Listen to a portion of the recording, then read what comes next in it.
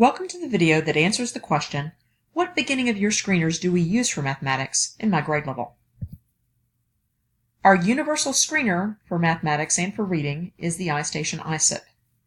iStation iSIP for math provides tiering information from a single score.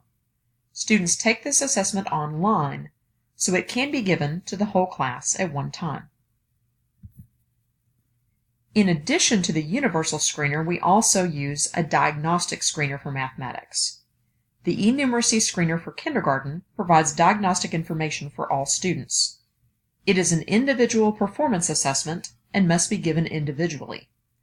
It provides pre-K guidelines and TEKS-aligned information in the areas of rote counting, counting arrays, number recognition, matching quantities, partitioning equal quantities, and building sets with manipulatives.